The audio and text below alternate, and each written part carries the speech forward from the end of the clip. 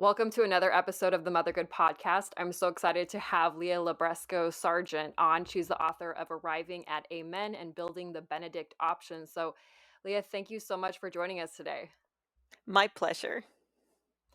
Well, I'm so excited to have you on because in the past few years of my adult life, I have really started to consider myself more of a feminist, even though I never thought that that's something that I would consider myself as. I know that it tends to have a lot of negative connotations, but I know that when you just look at kind of an objective definition in dictionaries or even encyclopedias such as Britannica, that Britannica defines feminism as the belief in social, economic, and political equality of the sexes, which seems like a pretty benign statement and something that everyone should really get behind. But I've been really enjoying your emails and substacks that you've been having on what you consider other feminism.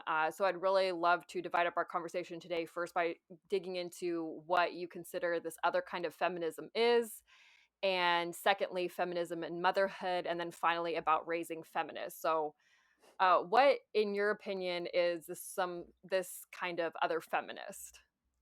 I think it's advocating for women as women. And I think that's been part of the historical tradition of feminism for a long time. It can be easy to discount the importance of the movement because we get secure in the victories it's won. But it's not so long ago it was perfectly legal to fire a woman for being pregnant. And those victories mean a lot, and they've been so important that we've all founded our lives on them and then forget how recently those fights happened. I think some of the tension today about, who owns the feminist movement, what is it advocating for, comes down to this question of advocating for women as women.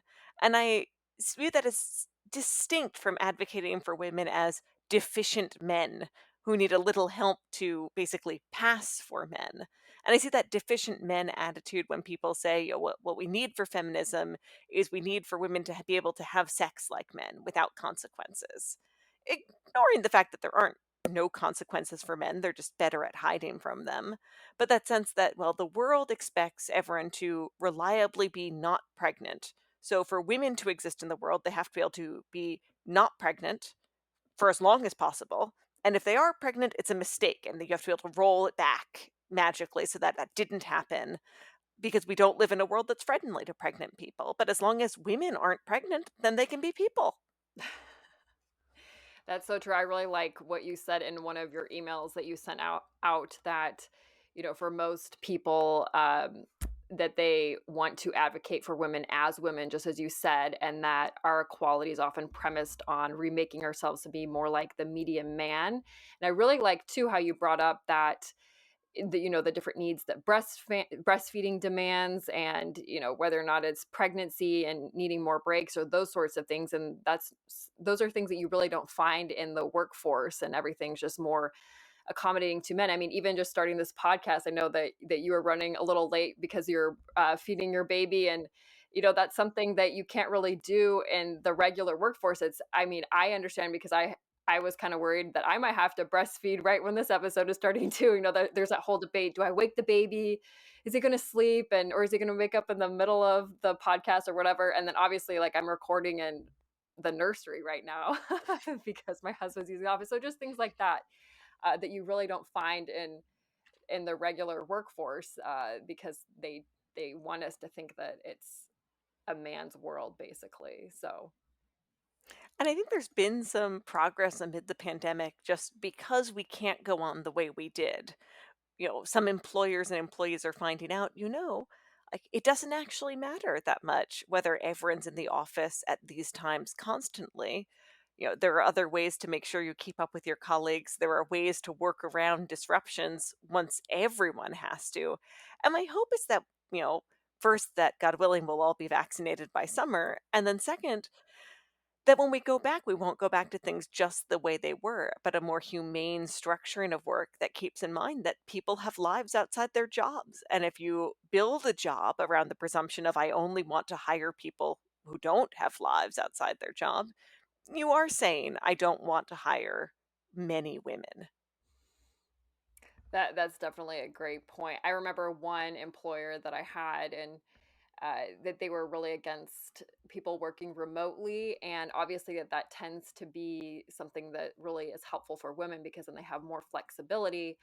And I've, during this pandemic, a few times I thought, oh, I wonder how they're doing now, or if this pandemic has changed the way they think, since they were so against it before. But I, just as you mentioned, I have read a lot of articles stating that employers have found that productivity has increased, and that it doesn't really matter whether or not people are in the office, and they can save on things like lease an office space, leasing office buildings, basically. So I wanted to talk a little bit too about women being left out of medicine and how this fits into the definition of feminism.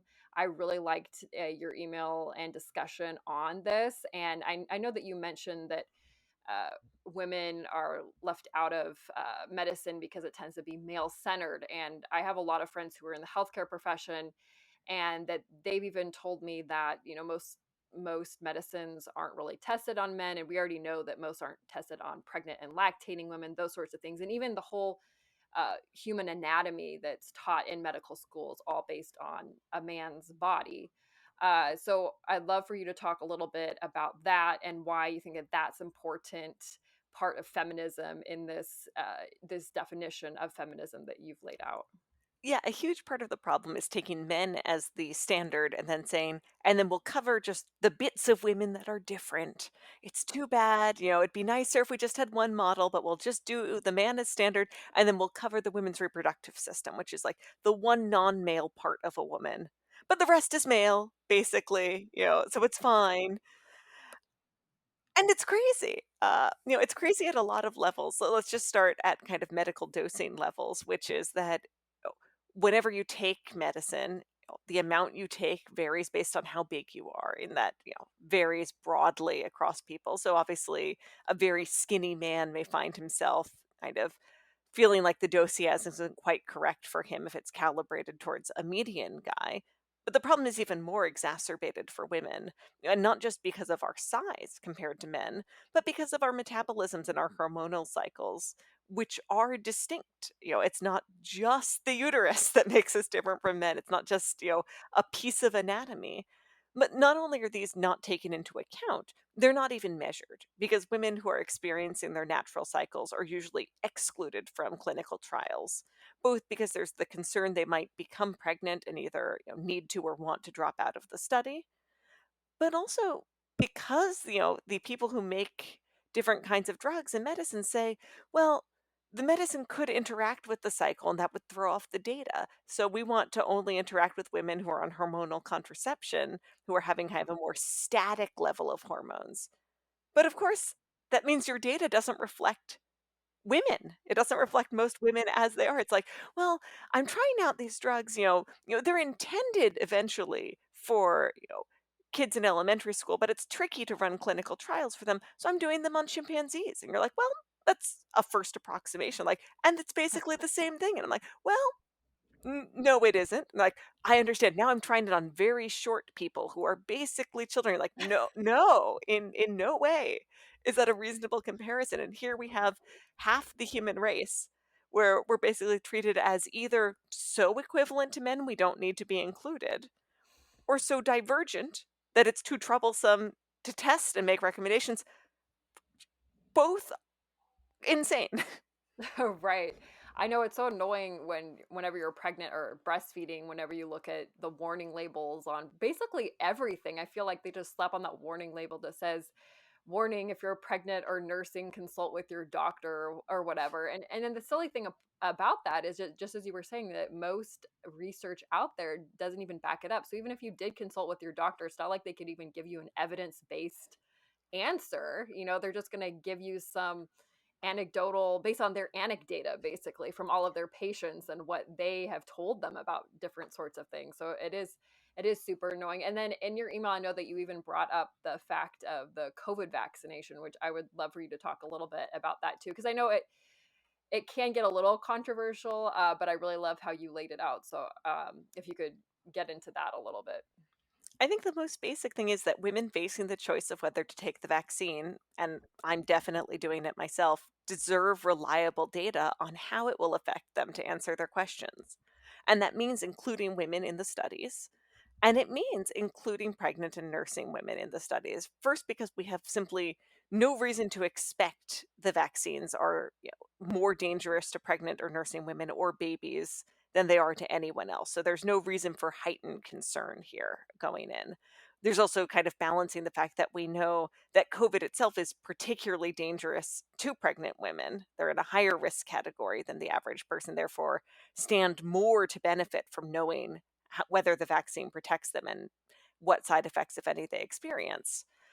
And so, people were left out of studies. And then the initial recommendations often were, well, we didn't gather the data. So, probably the most prudent thing is don't do it. And you're like, on the basis of like, if there could be a risk, okay, but I can't weigh risk in a vacuum. It's not, on the one hand, we don't know everything because you chose not to learn something about the vaccine, but on the other hand, is zero risk.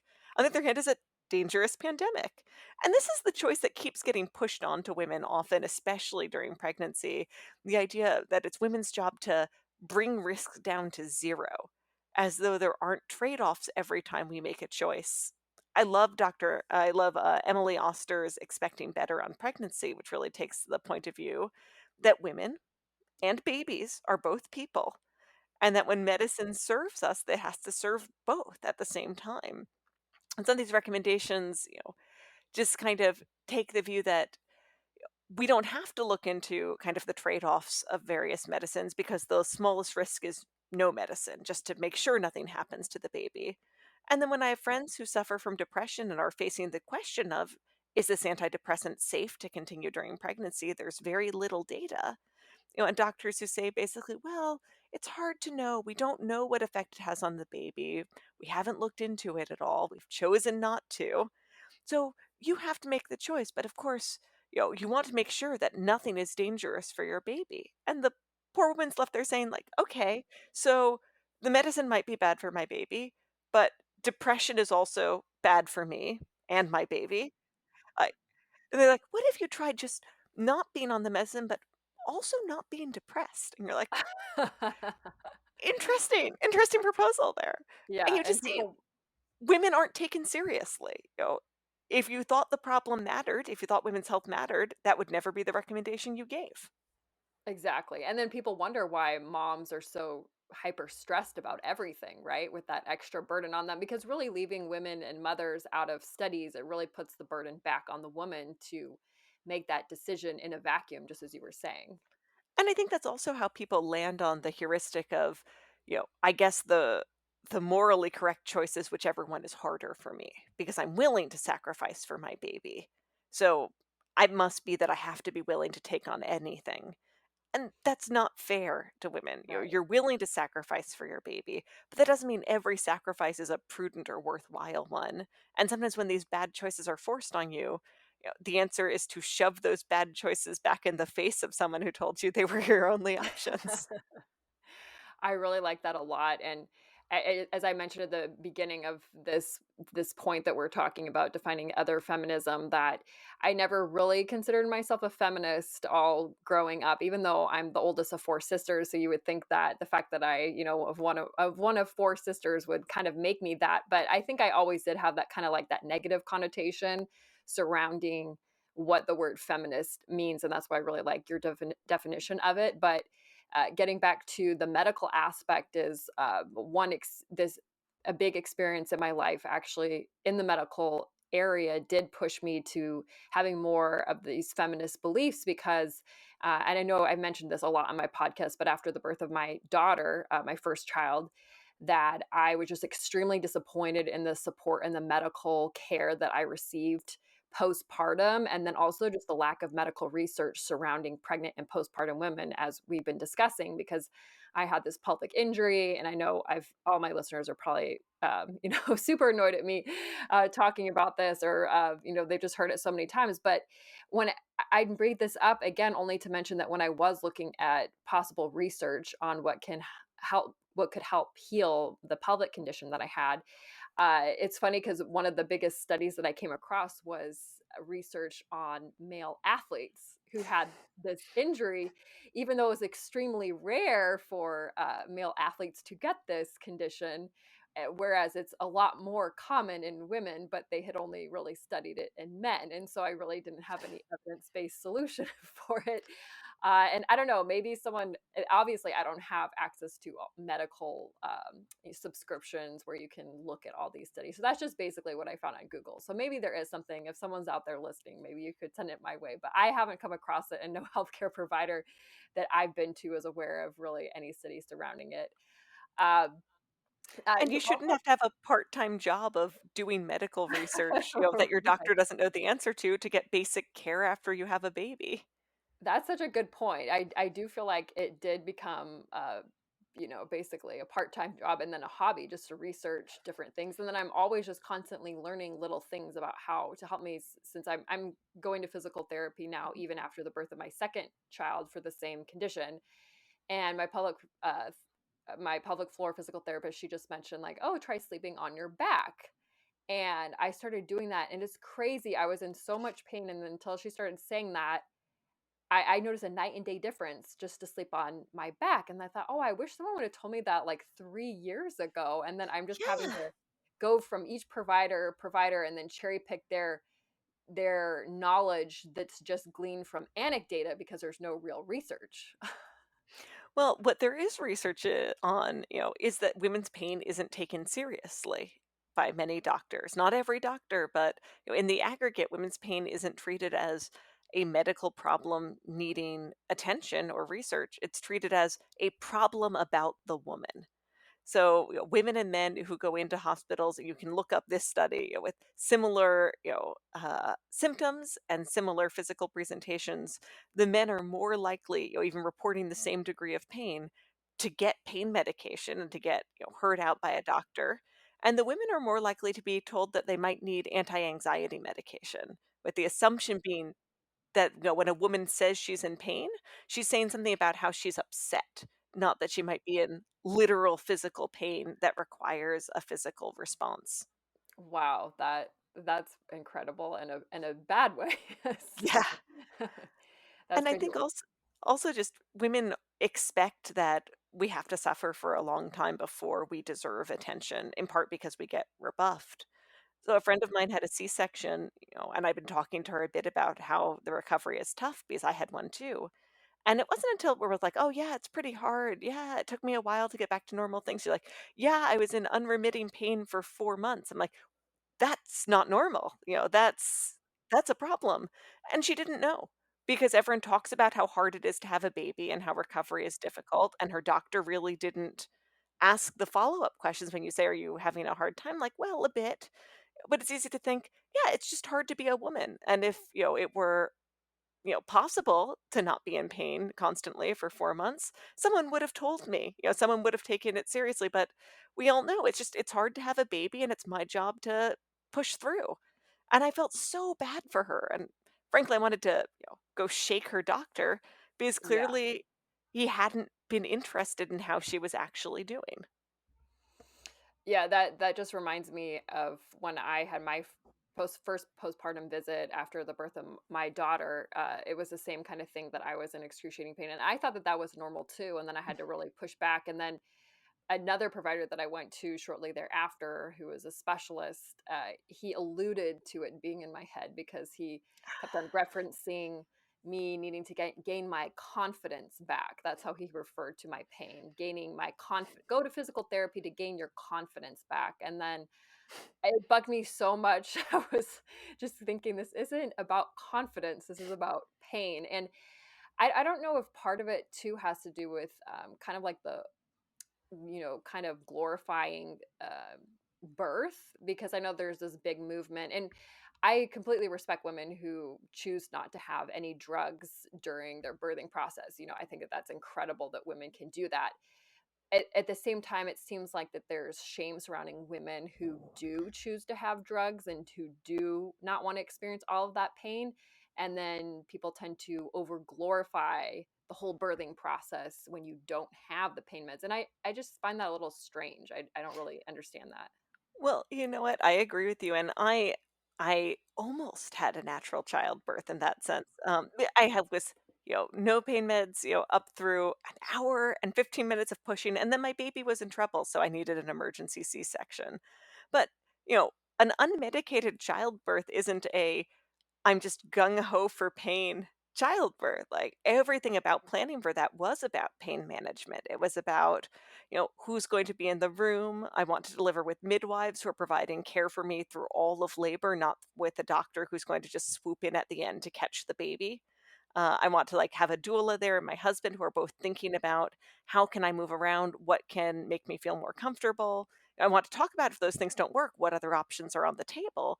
But a natural childbirth isn't a childbirth like totally alone or that I'm you know, you know beasting out in some way, right? It's about what do I need to be able to depend on? And often women don't have any of those things available, or the only kind of support available is an epidural, not like Right. a compassionate person taking care of you the whole time. Women should have both options on the table.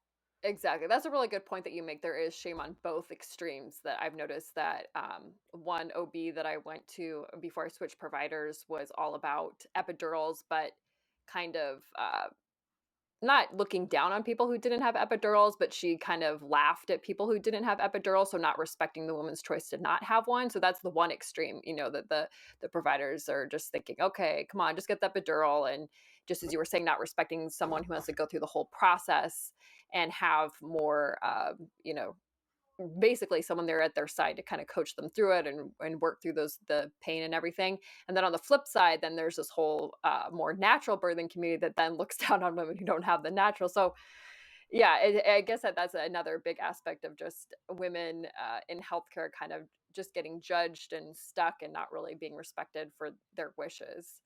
And uh not getting the credit for what we're doing, right? I like right. talking about labor because who delivers the baby? Mostly the woman, right? But It's so but if true. you treat the woman again as the problem in the middle of a Mhm. childbirth, like, okay, the baby is coming, the baby has agency, the doctor has agency, epidural or no, medicine or no. Do you talk about the woman as the active participant doing the work and making choices? Or do you talk about her as though she's someone for the doctor to manage and operate like a machine so the doctor and the baby are doing the whole birth, which no disrespect to my baby, who indeed helped, right? But Right. I think there's that tendency again to not talk about women, to not talk Hmm. about our really specific and hard to ignore role in giving birth to babies. And the way the language in either mode can minimize the agency and work of the woman in favor of, either it's all instinct, but not really something you're working on and doing, or it's the doctor's job to manage you. They're all pretty disrespectful and they set women up to be ignored or talked over, starting during the labor and then as you Hmm. experienced afterwards as you deal with the after effects. Right. Well, I think that that's one reason why the whole concept of midwives is really coming back. It seems like, and there's a really big appeal to having a midwife because they do respect the woman as a process. I know that I have one friend who gave birth with a midwife, and the midwife was there with my friend during the entire labor, and that was incredible and really coached her through the whole birthing process so that she was able to have a VBAC instead of just as you were saying with the OB coming in at the very end just to kind of catch the baby, which is basically what I had. So I'd love to move into the second point now, and that's talking about feminism and motherhood. I know that we've mentioned before on this podcast is that we at Mothergood believe that being a mother means choosing to be a mother, and that's also means that we don't promote abortion, and that we really think that um, motherhood means that you choose to be a mother. And I really like what you said in one of your emails that mainstream feminism kind of views women and children as stuck in a zero sum game. I love how you phrase that because, as we've already been talking about, that's exactly how basically society views women: as you either have the child or you don't have the child, then you can do all these other sorts of things. So why do you think it's important that feminism does support motherhood as opposed to not? I think partly because unless we have a culture that's friendly to mothers, we won't have a culture that's friendly to women. And that includes women who are childless, whether they intend to be or whether they have difficulties with finding a partner or infertility. And part of the reason is just that as long as women can have children, that that's viewed as dangerous in a culture that's hostile to children and to women. Every woman is, poses a threat, to an employer. Oh, what if she gets pregnant? To a partner, who doesn't feel ready for that kind of commitment. To someone who just says like, well, I like this fun friend, but I hope she never needs anything from me. And it's not just mothers who kind of put that pressure on people around them. Anyone who has a chronic illness, anyone who's taking care of an aging parent, whenever we have other people who are dependent on us, whenever we have things that disrupt our lives physically, we kind of find out how sharp edged our society is and how intolerant it is of need. Now, mothers experience this frequently and kind of can expect to wind up in this difficult position, but lots of us find ourselves there unexpectedly when something goes wrong in our life, when someone we love is in trouble. And so a culture that welcomes women has to welcome mothers. Another discussion that you had on your Substack is that kind of talking more about the raw and real aspect of being a mother, and that how most parenting books talk about babies and children in the mind frame that they're manageable. But I really like that you mentioned several authors that don't, and kind of giving that raw, realistic aspect. And that's something that I really wish that someone would have mentioned to me before having children, because I think that motherhood was always framed in those sorts of terms about basically how to manage them, how to train them, and basically organize your day so that you can do things and be productive, those sorts of things, whether it's sleep training, all those sorts of things. And I really like that quote that you pulled from the playwright Sarah Mhm. Rule in her essay collection about children annihilating her. Yeah, Just She had twins, and she talks about this moment where, she's holding one, and I think the other one is vomiting on her leg, right? yes. And she said, "I felt like my children were annihilating me." And then I thought, "Let me be annihilated. The old self was a fiction anyway." And I think it's really true that we can't hold on to exactly who we were before children and expect that to be our life afterwards. We can't accept a society that says, okay, well, you've had a child, but it's your job as a mom to make sure that it's possible for everyone to ignore that you've had a child. It'd be very rude if your child changed anything about your life or caused anyone else's life to change. A good mother pretends she isn't one unless she's showing a cute photo occasionally, right? Like, that's crazy. That'd be a insane way for me to be married. You're married, but we want you to remember that no one wants the existence of your husband to be acknowledged or alter your life in any way. What? So, taking on commitments to people means changing to fit those commitments.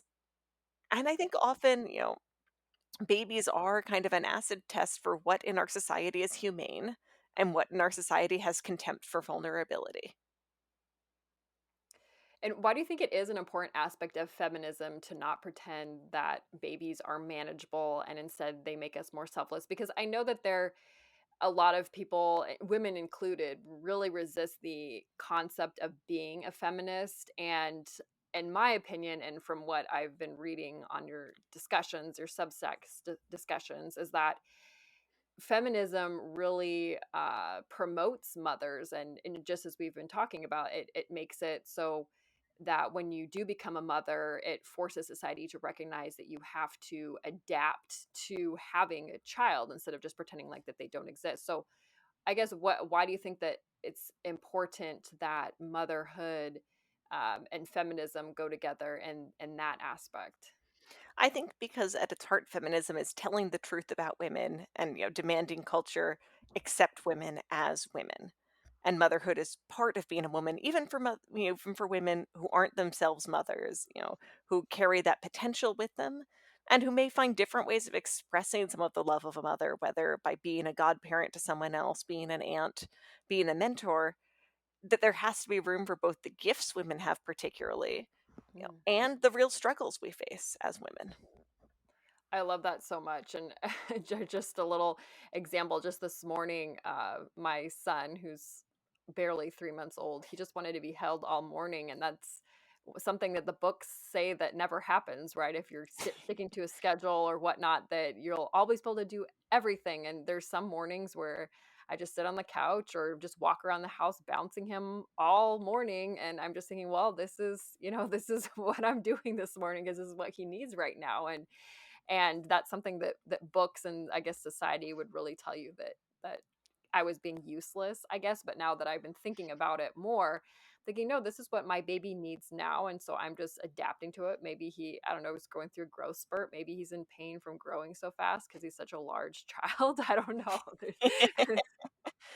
Yeah, I think there's also a really good witness there that not everything in our life is this meritocratic striving, right? Hmm. That, it's enough to hold your baby. You don't need to hold him for the whole morning going, I'm holding him really well. This holding of my baby, this is like in the top 10 percentile of being comforting. Just like, no one is like, wow, my baby has vomited all over me, but I've been vomited on in a really exceptional way. Sometimes Yeah. what people need from us isn't being exceptional, it's just being. And again, I think mothers are forced to get really in touch with that fact. Your baby doesn't care if you're excellent, they just care that you are. And hopefully that makes a little more room in the other parts of our life and for people who aren't mothers to say, sometimes it's not about what I achieve, it's just about the dignity of my being. And sometimes people are happy to be with me because I am, not because I am excellent. And if I, got a concussion and I weren't as smart as I was, or I broke my leg and I weren't as fast as I was, I wouldn't stop being worthwhile. And there Mm. wouldn't be nothing I could do that would give pleasure to other people or make them happy to be my friend. That's the perfect segue into discussing valuing care work, which you also discuss in your Substack group. And just as we were talking about, how do you give value to something? And sometimes it's just that being and not necessarily what you're doing. I really like how you were discussing how stay at home moms are undervalued and often looked at negatively, and then also unpaid caregivers. So, what are your thoughts on how we should value care work? Because I know that one of your readers actually said this quote, and I'm just going to repeat it because I really liked what they said, that being a stay at home mom or being a caregiver, even to the elderly, is viewed from a sympathetic lens at best to a hostile one at its worst. And I really don't like how there is so much negativity surrounding stay at home moms. And I guess because society just always thinks that every person should always be being productive or furthering their career and those sorts of things, the fact that a stay-at-home mom is not doing any of those things and just basically being for her children, that people really look down on it and don't really respect that. So why do you think that that's really important, that we do value the care work, and how do you think that we should value it? Yeah, I think you can hear kind of just in what you've said how important it is simply for the stay-at-home moms and stay-at-home parents broadly who are doing important work every day. Um, and should be valued simply for that basis. They should be valued because children are good and parenting is good. And it's a real symptom of how twisted our society has become in itself that you have to kind of go, it's good to take care of a child.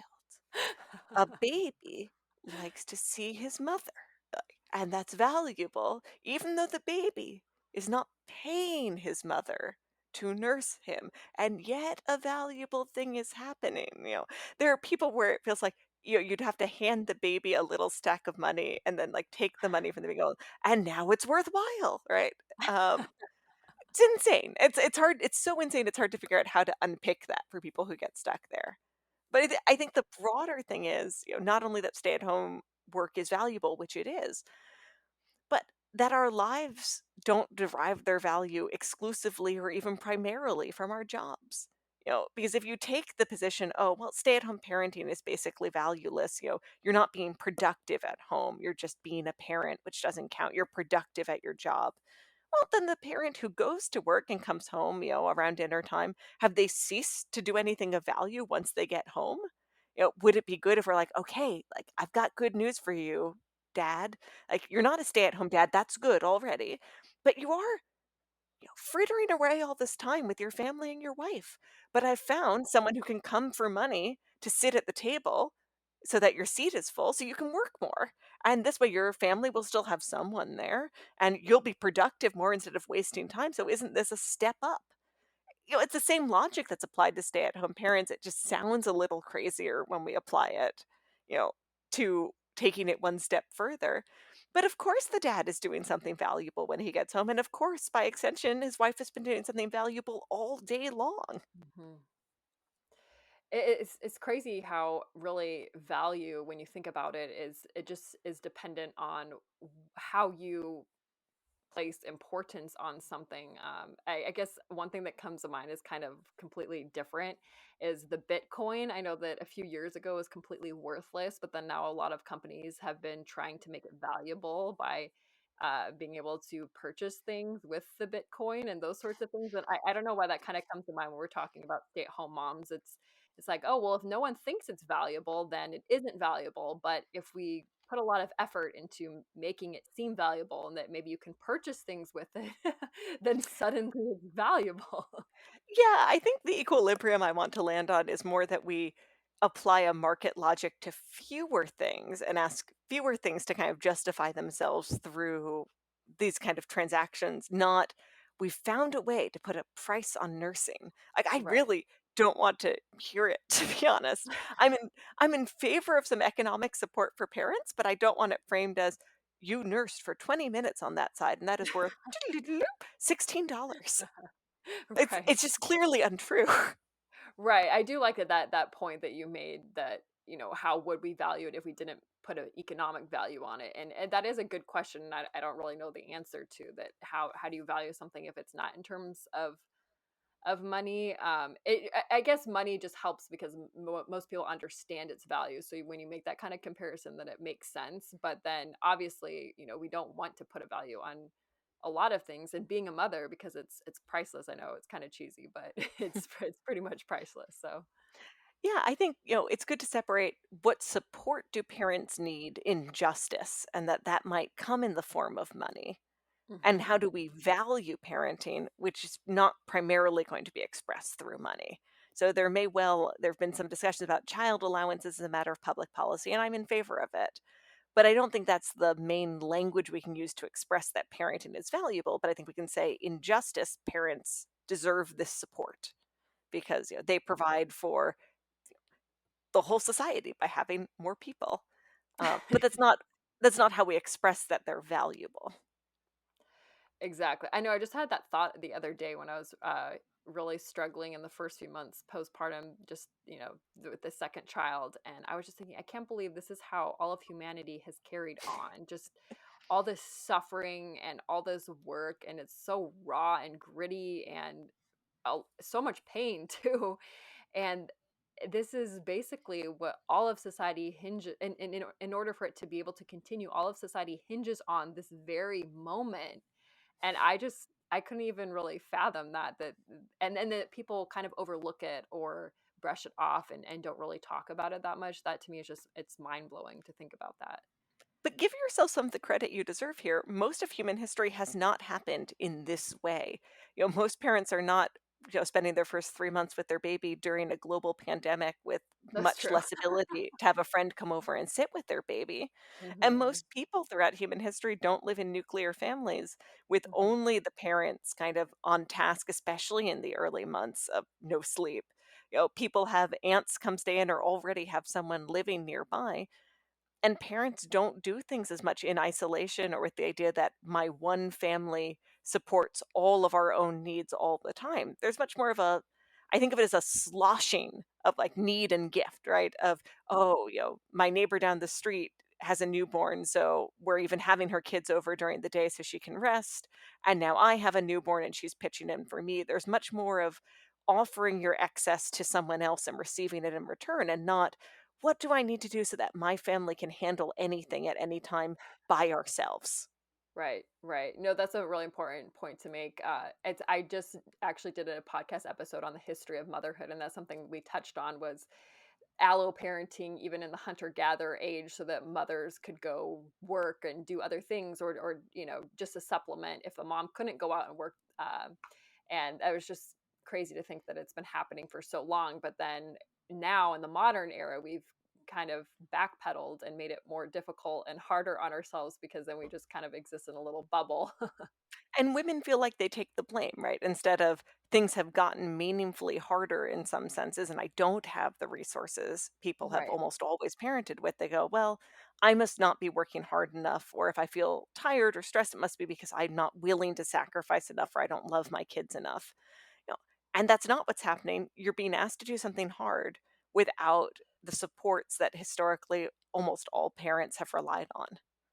That's true, that's true. I guess for me, it seems harder for me because I don't think I could have survived not in the era of modern medicine, mostly just because of our all of the pelvic conditions that I've had. So for me, it's more of like a pain. But just as you said, I'm sure that if I was able to rest more, I probably wouldn't be in so much pain, which I never really thought about before, you And know? I don't think people can flim flam us into, "Well, look, like, you don't get to complain about bad societal developments if you like antibiotics." I'm like, "I don't see any reason why Yeah. accepting antibiotics means that parents have to work alone all this time." It's so true. Yeah. I know. I guess in some ways our life is easier, and in a lot of ways that we've made it more difficult, which is ironic. So, Yeah, and I think we celebrate the good, but, that's again where feminism comes back in, that real suspicion of a culture that tells us, "Look, when things are hard for women, that's just too bad. That's an unfixable problem, and it's mostly a problem about the fact that you're women." right, that it's biological and that biology is why you're having problems, And basically. that women are inconvenient in some way, right? That, like, Mhm. it's if we could just have only men, this would run smoothly because 'cause we've built it around men's needs and men's habits. And if you would just try to be a little less a woman, you'd find it would all go much more smoothly for us. Exactly. Well, I'd love to switch gears now to talk about your favorite representations of women and then also women that you admire. I know in your discussions that those were two separate points, but I'm just going to kind of lump them in together just for the time's sake, since I'm trying to fit everything in a 1 hour podcast. And but this is a very multifaceted, topic that we could spend hours on. So I know that you included a photo in one of your emails that I really liked from the photographer Grace Elizabeth, and she has this gold dust series of portraits where she uses gold paint to highlight C-section scars and stretch marks. And I really liked that because, as you noted, that it makes the mending beautiful instead of invisible, and that to me just I brought really warm feelings to me. I thought, oh, that's just so nice because no one really shows the healing process. It's just, oh, look at my post baby body. Look at how I recovered and look at how great it is now instead of focusing on the wounds and the scars or the process to get there. So that was my favorite representation of everything that you had shared. But I'd love to hear what are some of your favorite representations of not even just the postpartum period, but just of women in general. What are some of your favorite representations of women with having feminism in mind? I've always loved the books of Louisa May Alcott, and she really blends, women who take pleasure in being women, who are also strong, who push back against expectations of them that are rooted in untruth, right? That there are times people say women can't and it's untrue. And then there are times when they say women, need to be able to, and that's untrue also. Like unfair demands, unfair restrictions. But there's a real sense of way that beauty and strength go together, not in the sense you see on magazines, but just in the sense of being well suited for the task you've taken on is beautiful. She talks about a sculptor, making a woman, and some discussion of like how she balances, the implements of her work and holding a child. But the idea that a strong arm is a better arm both for work and for picking up a baby. But there's a particular kind of strength. And when we think about like what a woman's body looks like, you know, it's not necessarily the strength of a bodybuilder that's very uncomfortable to imagine resting your head against all those knobbly bits, right? Um, but in all the work we do, there's a real strength, and it's reflected in our bodies, and it gives us a particular shape. It varies from person to person, but it's a really distinct strength. I'm sure you're feeling right now just the constant, bicep of lifting a baby up and down out of a crib, and that our bodies tell the story of all the work we've done, and that work done faithfully and well is what makes us beautiful. I love that. That's so beautiful. What about women that you admire? Are there any particular women that you feel really embody the feminism spirit? And I don't know if you have an example of one that's also a mother, but it doesn't necessarily have to be a mother, but just a woman who you admire. One woman who's both a woman and a writer I admire a lot is Erica Bakioki, who's writes in a very beautiful way about this kind of different feminism, or a different road feminism could be taking right now, of honoring women as women, and really being attentive to where the culture around us asks us to make a false choice, to say, look, like we can let you in, but only if you don't have that baby you're carrying, right? These senses that doors close for women in various ways, and then it's called empowering. Like, you can be part of culture, but we need that shirt to be a little bit lower so we know you're not a prude, right? Like, and I think she does a really good job talking about how, our culture just forces false choices on women and then expects us to reconcile the tensions ourselves. Um, in my own life, I admire my mother a great deal, who is a college professor, a teacher, and just always was interested in what we did, and is always interested in I think in some ways, my parents are big, into politics and into activism. They were taking me, to protest marches while I was in utero. And so I think to an extent, one of the things I took from that is that, we're not alone, right? That when I read something, when I think something, my parents always kind of pose the question, my mom particularly, what does this imply about the world? And what does this imply about what we have to do next? There's no, here we are in our family and in our house and the walls are all closed and that's the end of it. Everything they gave me, I was expected to go out and do something with. And I think, again, that points to who are women? We're people who have kind of fuzzy boundaries, right? You have a baby who's part of our body, but is a different person for 9 months, and they come out and they don't totally feel like a different person. They feel like they belong right next to you as though you're still almost one person.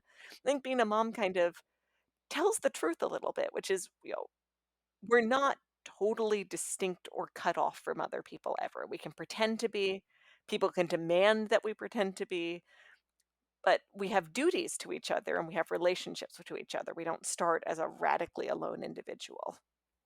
That's so beautiful. I've never even thought of that or heard of that before. I love that.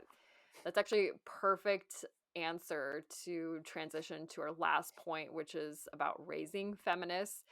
I asked a few friends what they would like to hear discussed on the topic of raising feminists, and I'll throw out a few of them, but feel free to just basically talk about what you think the most important parts of raising feminists is. I know some mentioned body positivity, since there's a lot of pressure on women or girls as they're growing into women on their bodies, boundaries, and consent. And also, an interesting topic that I've been thinking about now that I have a son is raising boys to be feminists, and how do you sort of tell your son that he's not better than women, or better than girls. I know there's a lot of phrases that tend to kind of reinforce that idea too, such as oh, don't be a girl, or you run like a girl, those sorts of things. So what are your thoughts on how to raise feminists? Yeah, I think one thing that goes for children of both genders is just, one of the parenting things I've really liked is praising children for what they do, not just who they're not making it about who they are as much. So it's not, "Oh, you did all your homework, like, you must be really smart. I'm proud of how smart you are." "Oh, you've done this homework, I'm proud of the work you've put in. Did you have trouble with any of them?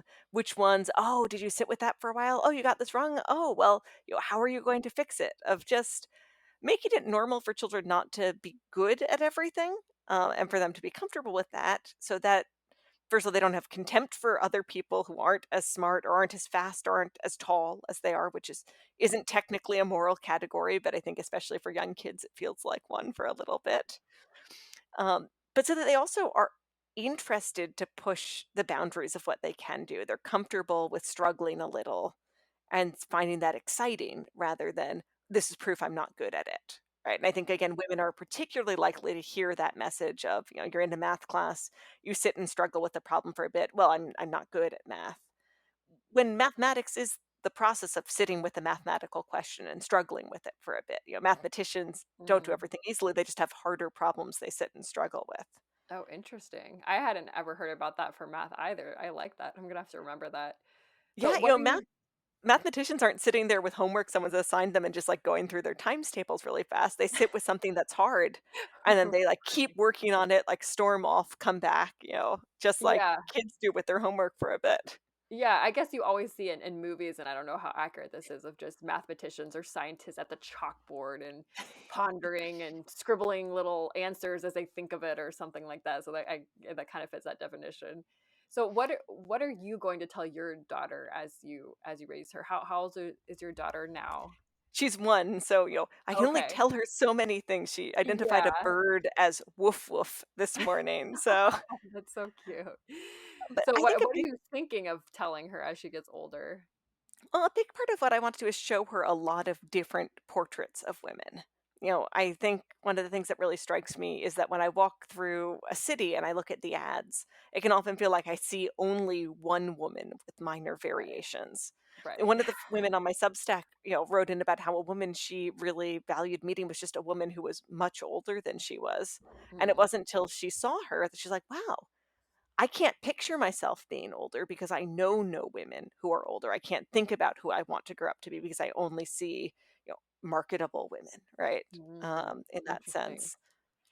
That's so And interesting. I was just talking with my husband yesterday how I grew up in Southern California and basically like the stereotypical Southern California girl is just, blonde and super skinny, dressed a certain way. And I was just talking to my husband about that. And I don't know. I mean, I could have just, I guess, succumbed to that and just dressed like everyone else and try to look like everyone else. But in my head, I kind of wanted to be a little bit different and not different in a bad sense, but I don't know, I just didn't want to be like putting on that uniform. I wanted to be my own person. absolutely. And I think that's the thing. As a parent, I don't know exactly what kind of person Beatrice's own person will turn out to be. But I want her to have a good compass for navigating that and not getting drawn into these shallow images or restrictive models. Mhm. I as a Catholic, I find the examples of the saints helpful because they're very different. And it's a bunch of women who are all held up as admirable, who, are virgin martyrs or the mothers of big families or in Joan of Arc's case, a surprise military leader.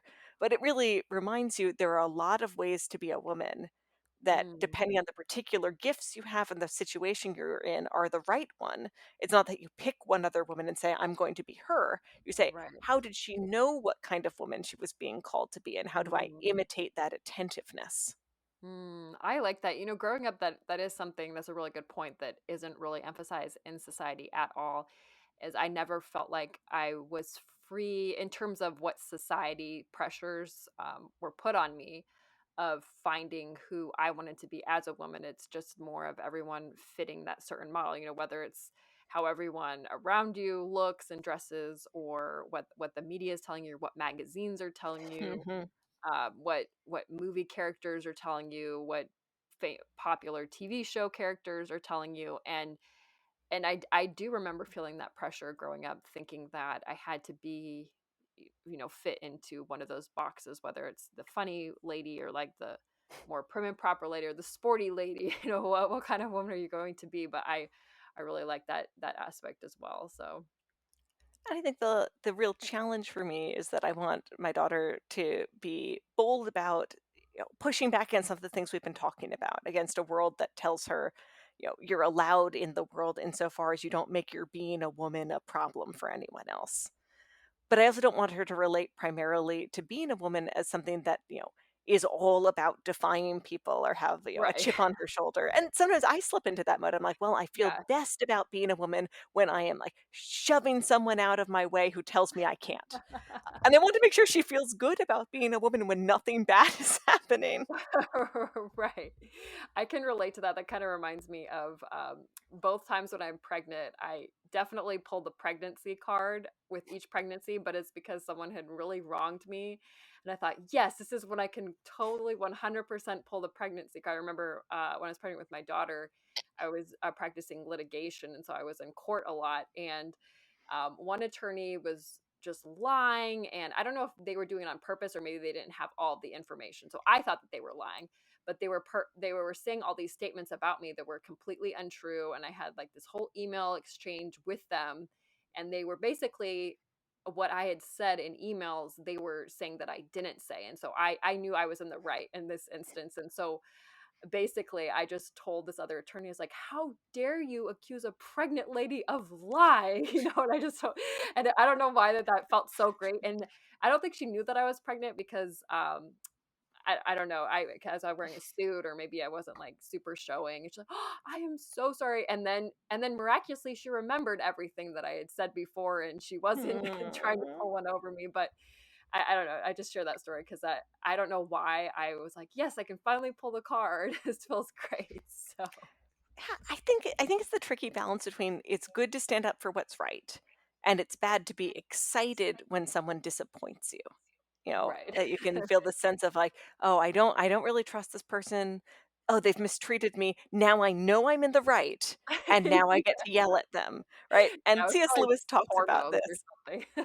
Well, it's C.S. Lewis talks about it, it's something, that happens to men too, right? It's just this Mhm. sense of you have to want good things for your enemies, including for Right. them to surprise you with their compassion or understanding. And if you feel disappointed Right. when they turn out to be better than you expected them to be, something's gone wrong for you. So that's what I Exactly. struggle with for myself, and I want my daughter to be better than I am about this, Mhm. really ready to defend herself when she's being wronged, but without being kind of straining at the bit, excited, like, "Am I going to get to stand up for myself? Am I going to get to tell this person that they're wrong?"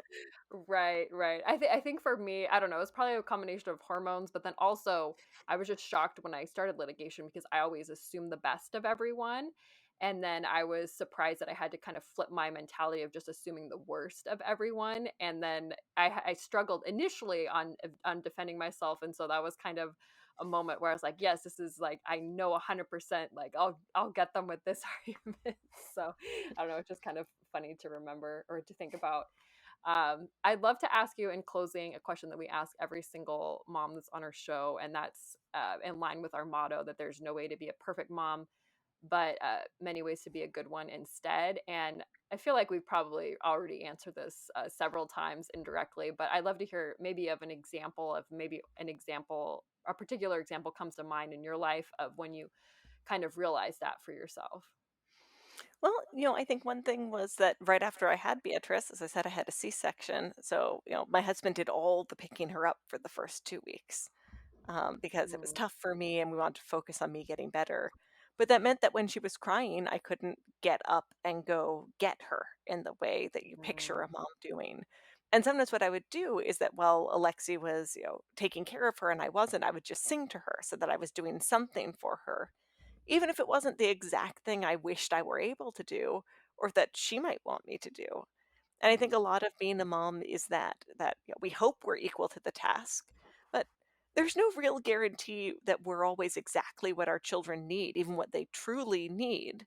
Um, and they can get into trouble that's bigger than what we can get them out of. What we can do is love them and offer whatever we mm. have. And so I guess in some ways I got to practice that very early. And I don't think it'll be the last time. That's so beautiful. I love that so much. Well, thank you so much for joining us today. I've really enjoyed our discussion and I've learned so much too, just in different ways of thinking and framing the idea of feminism. So thank you so much for coming on and speaking with all of us. My pleasure. I'm really glad you host this podcast.